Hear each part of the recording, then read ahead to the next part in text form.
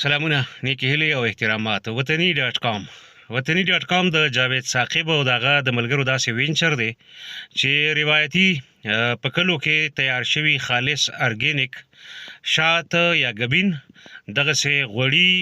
دیسي ګي چې ورته وایو سوچه غوړي دغسې سلاجیت دغسې بلا نور هغه څیزونه چې برای راست پیدې زمونږ په کلو کې زمیندارو ته یا هغه خلکو ته رسي چې مقامي طور دغه څیزونه تیاروي یا پروسس کوي یو نه صرف دغه خلکو ته فایده رسي بلکې دا خالص ارګینیک معیار وي د خوراکونو څیزونو دغسې سلامپوري شالونو او زما ورته مشوره هم دا ده او خلکو ته مې هم دا غوښتنه ده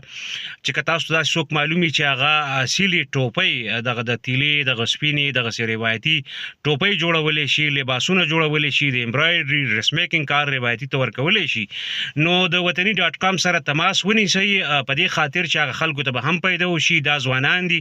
وطني لوکل انډیجنس کم زمونږ کلچرل خوراکي څیزونه دي یا توکي دي هغه پروموټ کوي نو زه هم د دې دپاره دا خبره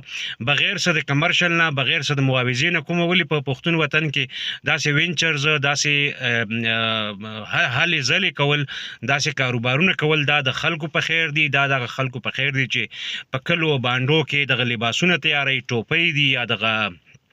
شات وغیره دي یا د اصلي غوړي دي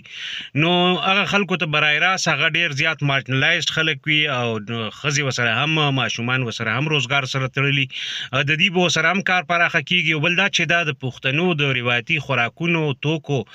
ډیجیټلایز کېدل دي یا ماډرنایز کېدل دي نو دا یو ډیر ښه عمل دی زه د جاوید ثاقب او دغه د ملګرو دغه هلې ځلو ته نه صرف ستاینه کوم بلکې ستاسو نه هم غواړم چې یو ځل یې خامخا وازمایئ ما خپله باندې ازمایلي او ډېر ښه معیاري څیزونه ورکوي یو ځل بیا درته یادوم چې زه همیشه کله هم داسې کار کوم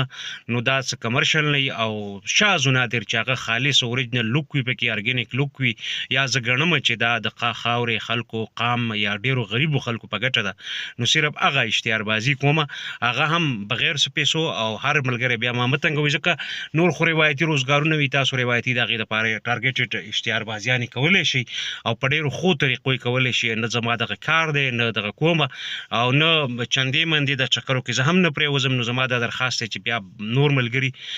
زه خپله باندې چې کوم څیز راته ښه ولګي او هغه سره د پښتون وطن د ځوانانو رنګ یا مفادات یا جایز مفادات تړلي نو هغې دپاره په خپله باندې غږ پورته کوم وطني.com لینک به زه په کمنټ کې ورکړم خامخې وهڅوئ خامخې تشویق کوئ خامخې حوصله افزایي وکړئ او یو ځل یې ازماو هم کوئ کورم ودان د وخت راکولو